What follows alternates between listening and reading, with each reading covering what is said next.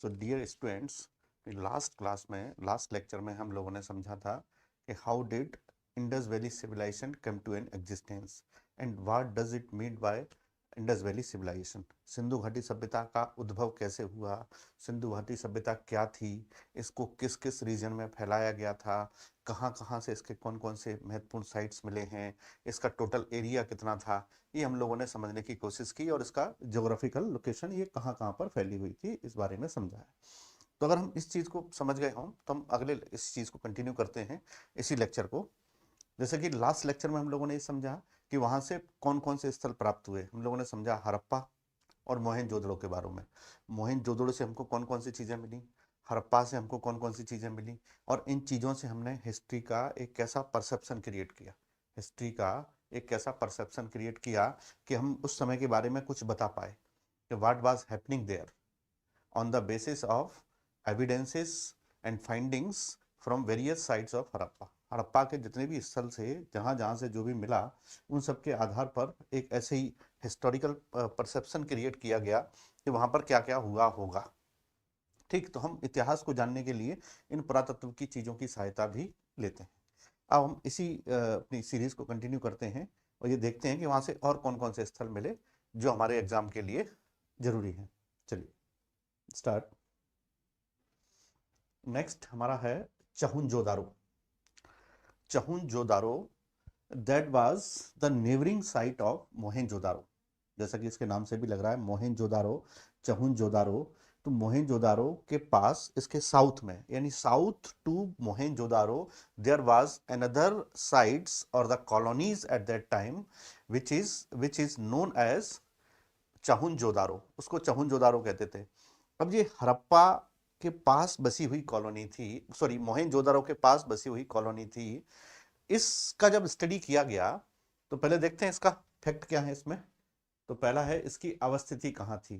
तो हम इसकी अवस्थिति कहाँ लिखेंगे, साउथ टू मोहनजोदारो, यानी मोहनजोदारो के दक्षिण में फैली हुई थी।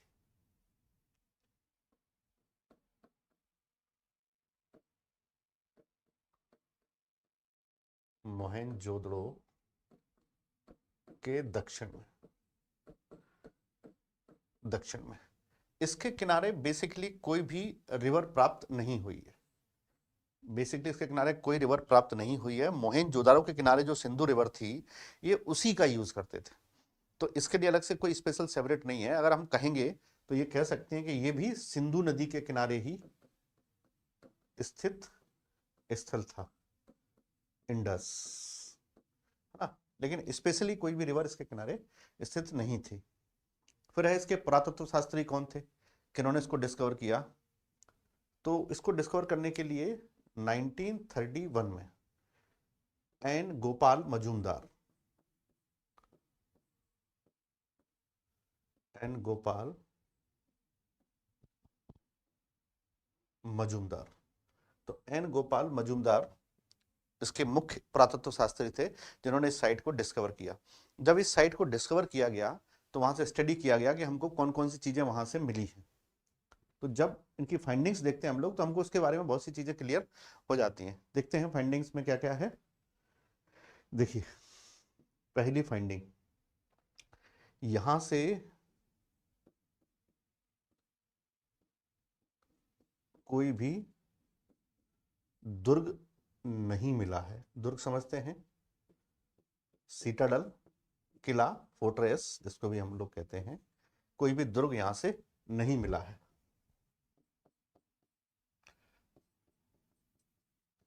नो सीटाडल इज फाउंड,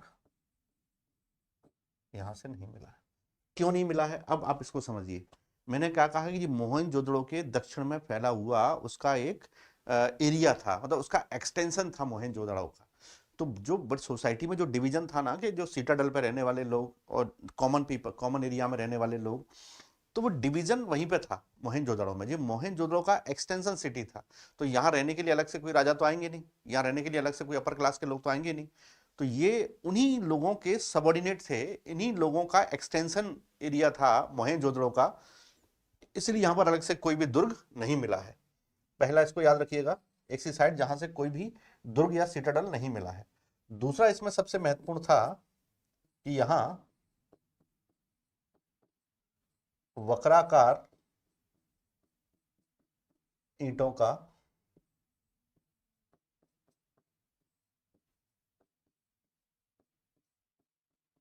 प्रयोग किया गया है। यहां पर वक्राकार ईंटों का प्रयोग किया गया है, ठीक है, यानी आर्क शेप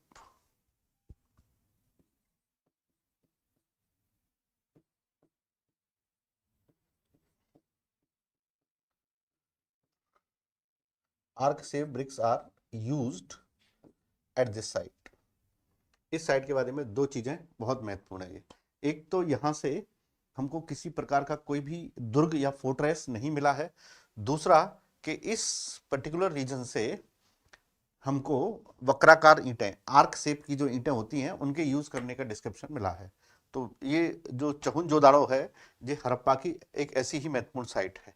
नेक्स्ट यहां से हम लोग देख सकते हैं कि हमको यहां से जो कहते हैं ना, इसको मेकअप के यूज में की जाने वाली लिपस्टिक के एविडेंस यहीं से मिले।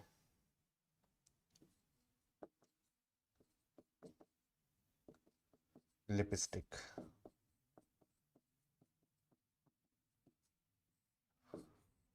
लिपस्टिक का डिस्क्रिप्शन भी हमको यहीं से मिला है। तो ये भी एक ऐसी साइट्स है, और यहाँ से हमको बहुत सारे एनिमल के फुटप्रिंट्स मिले हैं। डॉग का मिला है, कैट का मिला है, इनके फुटप्रिंट्स भी मिले। तो there is availability of lots of footprints about various animals just like dog, cats, horse, इन सब के फुटप्रिंट्स भी मिले वहां से। Apart from these footprints we found there is no evidence about citadel, fortress नहीं मिला है, किला वहां से दुर्ग नहीं मिला है हमको, ठीक है। दूसरा कि ये एक्सटेंशन था किसका, मोहेंजोदड़ो का, इसलिए इसको मोहेंजोदड़ो का विस्तार या उसका सह सिटी भी कहते हैं। उसका इसका एक सह शहर है, उसका सहयोगी शहर है। तो इसको यहां पर हम लोग लिखेंगे, यह एक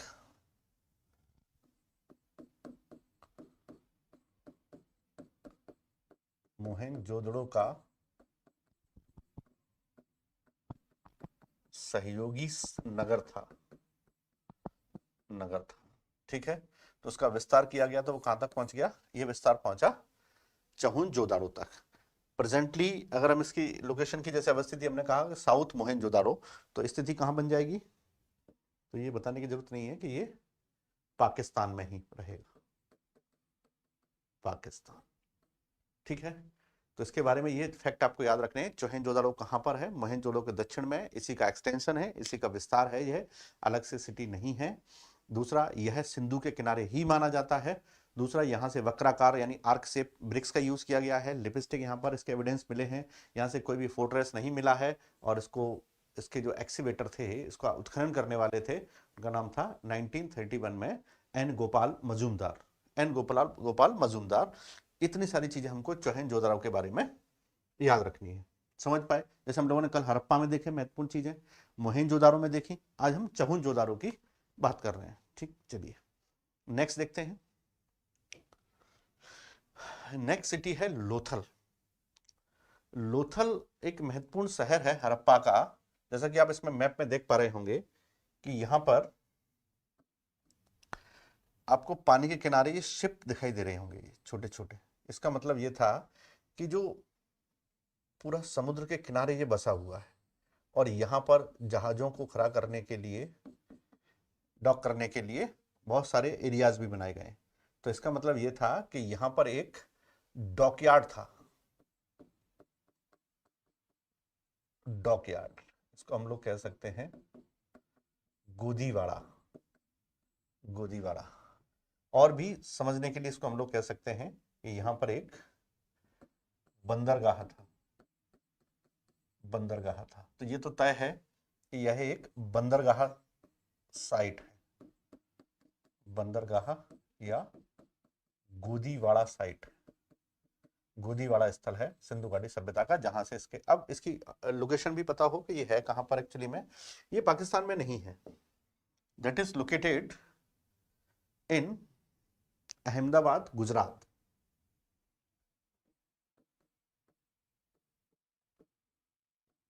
अहमदाबाद,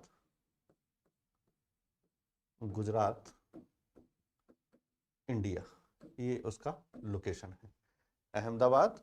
और अगर हम रिवर की बात करेंगे तो यहां पे जो रिवर है उसका नाम है भोगवा, भोगवा। भोगवा रिवर के किनारे स्थित है, भारत के अहमदाबाद राज्य के, भारत के गुजरात राज्य के अहमदाबाद में भोगवा नदी के किनारे स्थित स्थल है। ये हो गया। चलिए फिर देखते हैं कि इसको डिस्कवर किसने किया। तो इसको डिस्कवर किया गया था 1954 और 1955 में, इस बीच में इसको डिस्कवर किया गया। और करने वाले थे रंगनाथ राव, रंगनाथ राव, रंगनाथ राव ने इसको डिस्कवर किया। तो ये महत्वपूर्ण है, परीक्षाओं के लिए सबसे महत्वपूर्ण है कि कोई भी साइट किस राज्य में है। सबसे पहला आपको ये पता होना चाहिए कि वो कौन से स्टेट में है, ठीक है। और दूसरा जरूरी है कि वो कौन सी नदी के किनारे है, कि कौन सी नदी, on the bank of which river the particular site is located और द सिचुएटेड, ये आपको पता होना चाहिए, ठीक। अब यहाँ की हम मेजर फाइंडिंग की बात करेंगे। यहाँ से हमको क्या मिला है, तो पहला जैसे कि अपन लोगों ने ऊपर लिखा है, गोदीवाड़ा सबसे प्रमुख है, ठीक है, गोदीवाड़ा है ना। तो इसका मतलब यह है कि अगर यहाँ पर व्यापारिक गतिविधियां होंगी तो हम इसको क्या कहेंगे, व्यापारिक केंद्र, ट्रेड सेंटर, किसका, आईवीसी का। सिंधु घाटी सभ्यता का एक व्यापारिक केंद्र था जहां बड़ी संख्या में अरब देशों के साथ व्यापार किया जाता था। तो एक तो ये व्यापारिक केंद्र हो गया, व्यापारिक केंद्र हो गया। तो जब जहां पर ट्रेड वगैरह होता है तो उसे हम लोग कहते हैं नगर। तो एक तो ये हो गया कि ये नगर को प्रदर्शित करने वाली वो है कि ये नगरों को प्रदर्शित करता था, कि वो सिटी के रूप में डेवलप था। ये चीजें मिली यहाँ से। और भी जैसे मन के बनाने के कारखाने, जैसे बीट्स मेकिंग फैक्ट्रीज हैं, बीट्स मेकिंग फैक्ट्री है वहां पे, ये हमको वहां से मिले हैं। हड़प्पा से बहुत सारे सील्स मिले हैं, बहुत सारे कॉइन्स जो उस समय के जो सील्स के रूप में यूज करते थे वो हमको वहां से मिले हैं। तो मेजर जो things which are expected to be asked in your exam are the location of Lothal, and Lothal was the major city of Harappan, and because of its similarities with Mohenjo-daro and Harappa, Harappa और मोहनजोदड़ो के साथ इसकी similarities बहुत है। और because of similarities इसको एक title मिला कि इसको कहा जाता था लघु हड़प्पा, इसको एक टाइटल मिला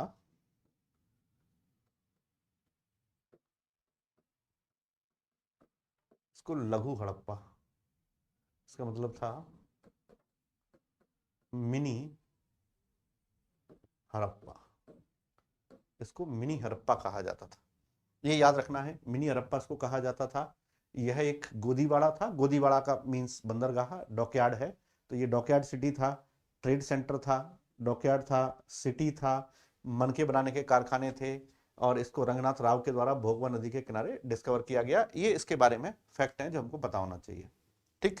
एग्जाम में यही चीजें पूछी जाती हैं जो बहुत ये माना जाता है कि बहुत सिंपल है, आपको पता होना चाहिए। तो which are being expected to be known by you, they are asked in the exam, ठीक। नेक्स्ट सिटी की अगर हम बात करते हैं तो हमको प्राप्त होती है रोपड़। रोपड़ भी सिंधु घाटी सभ्यता का बहुत महत्वपूर्ण शहर था। तो चलिए इसके बारे में हम पहले पता करते हैं, इसकी अवस्थिति, ये कहां पर था। तो ये प्राप्त था पंजाब, पंजाब, इंडिया।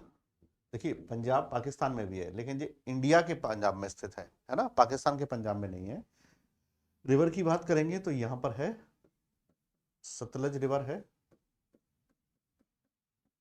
सतलज। तो सतलज नदी के किनारे ये स्थित है, ठीक है। इसकी जो विशेषता है वो क्या है, सबसे पहली, हाँ, इसके पुरातत्व शास्त्री कौन है, इसको डिस्कवर किया गया बीबी लाल ने, 1950 में, बीबी लाल ने इसको 1950 में डिस्कवर किया। इसके बारे में जानने योग्य चीज क्या है? पहला, यह है फर्स्ट साइट आफ्टर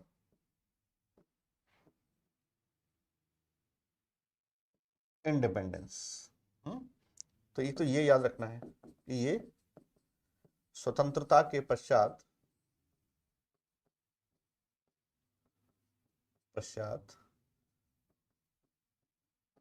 उत्खनित किया गया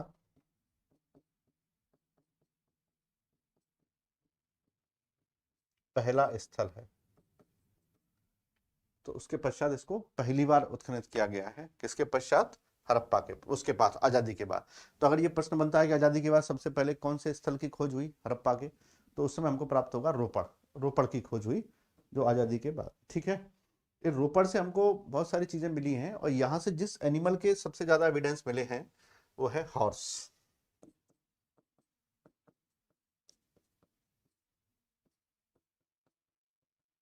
घोड़ा।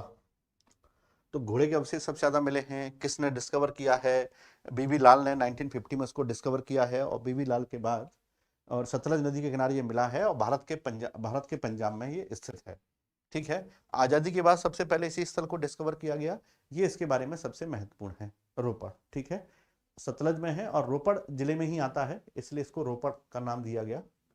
रोपड़ जिला पड़ता है वहां पर पंजाब का, इसलिए उसको ये नाम दिया गया। ठीक है, तो ये कुछ फैक्ट है, इनको याद रखिएगा। नेक्स्ट है कालीबंगा। कालीबंगा के बारे में सबसे पहले यही पता करेंगे कि कहां पर स्थित है। तो कालीबंगा हमको मिलता है गंगानगर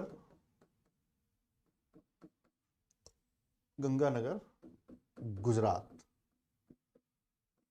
कहां का? इंडिया का। ठीक है, गंगानगर रीजन है, गुजरात स्टेट है, और देश का नाम है इंडिया। ठीक है, अगर हम नदी की बात करेंगे तो ये हमको मिलता है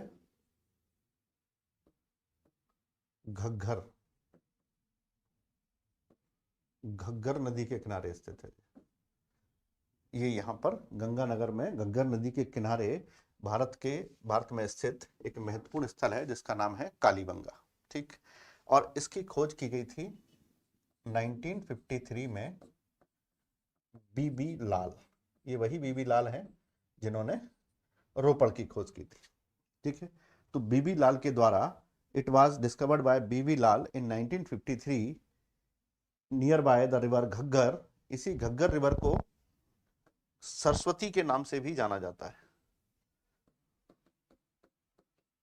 सरस्वती, इसी घग्गर रिवर को सरस्वती के नाम से भी जाना जाता है। तो इसका लोकेशन समझ में आया, कहां पर है, किसने इसको डिस्कवर किया है, कब डिस्कवर किया है। अब देखते हैं यहां से क्या मिला है, साइट्स में नोटेबल फाइंडिंग्स क्या है। तो पहली फाइंडिंग है यहां से काले रंग की चूड़ियां। काले रंग की चूड़ियां, ठीक है, ये इसका मीनिंग भी है, कालीबंगा का अर्थ भी यही है, काले रंग की चूड़ियां, है ना, बैंगल्स ऑफ ब्लैक कलर, ये उसका वर्ड मीनिंग भी है ना। तो काले रंग की चूड़ियां यहां से मिली हैं। दूसरा, यहां से हमको घोड़े की अस्थियां भी मिली हैं। घोड़े की अस्थियां भी प्राप्त हुई हैं यहाँ पर हमको, हॉर्सेस की, कालीबंगा से। कालीबंगा से हमको एक और फैक्ट मिला है, चावल या धान के अवशेष भी मिले हैं, के अवशेष, है ना, एविडेंस ऑफ पैडी और द राइस हमको यहां से मिले हैं। अगर ये सब अवशेष वहां से मिले हैं तो यहां से ये भी पता लगता होगा ना कि ये लोग कृषि करते होंगे।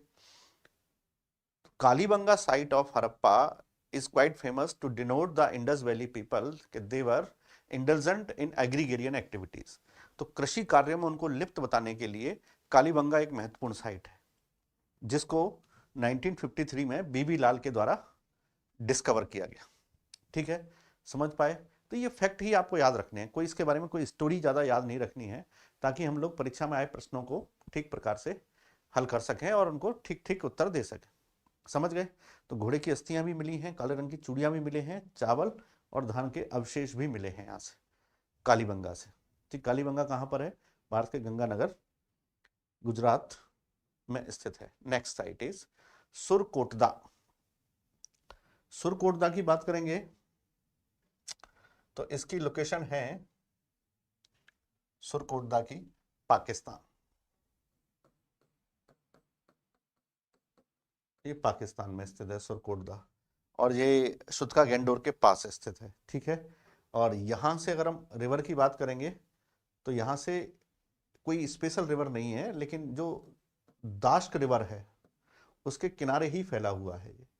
पर्टिकुलर कोई भी रिवर यहाँ पर नहीं है, लेकिन दास नदी के किनारे ही माना जाता है। जैसे हम लोगों ने चहुंदड़ो को पढ़ा था मोहनजोदड़ो के साथ, उसका एक्सटेंशन है, ऐसे ही सुतका गैंडोर का एक्सटेंशन है, उसका नाम है सुरकोटदा। तो ये उसी से मिलती जुलती साइट है, तो इसलिए इसको भी दास नदी के किनारे मान लिया जाता है। इसको 1964 में डिस्कवर किया था जगपति जोशी जी ने। जगपति जोशी जी ने इसको 1964 में डिस्कवर किया था। ठीक है, ये इसकी महत्वपूर्ण उपलब्धि है कि भारत में नहीं है, और याद रखिएगा ये भारत में उपलब्ध नहीं है। यहां से जो चीजें मिली हैं उनमें उनमें सबसे फेमस है घोड़े की सर्वाधिक अस्थियां। घोड़े पाले जाने के अवशेष हमको यहीं से मिले हैं सबसे ज्यादा। घोड़े की सर्वाधिक अस्थियां, है ना, मूर्तियां, टॉयज, ये सब हमको यहीं से मिले हैं। तो इसमें दो चीजें याद रखनी है, इसको डिस्कवर किसने किया, कौन सी नदी किनारे है और कहां पर स्थित है। तो इससे हमको समझ में आ जाएगा कि ये स्थल कहां पर है, पाकिस्तान का स्थल है। हमारे लिए इसलिए महत्वपूर्ण है कि यहाँ से हमको पशुपालन के एनिमल हस्बेंड्री के बारे में बहुत नई नई चीजें हमको यहाँ से प्राप्त हुई है। ठीक है, चलिए नेक्स्ट चलते हैं। Next is Alamgirpur. अगर हम आलमगीरपुर की बात करेंगे तो उसकी सबसे महत्वपूर्ण उपलब्धि यह है कि ये इस पूरे हड़प्पा जो साइट जहां पर फैली हुई है, इस पूरे हड़प्पा का सबसे पूर्वी स्थल है, जिसके बारे में हम लोगों ने कल भी बात की थी, दैट इज ईस्टर्न साइट। ये ईस्टर्न साइट है पूरी की पूरी। और अवस्थिति की बात करेंगे तो ये है मेरठ। मेरठ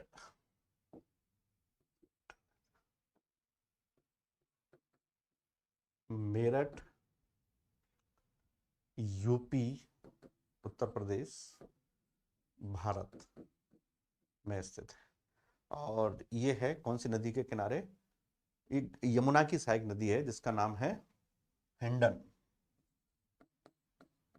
हिंडन यमुना की ट्रिब्यूटरी है।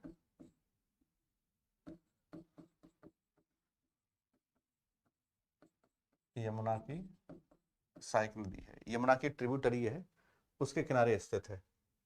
ठीक है, तो एक तो इसके बारे में ये फेमस है कि ये इसके किनारे, और ये सबसे पूर्वी स्थल है। और इसको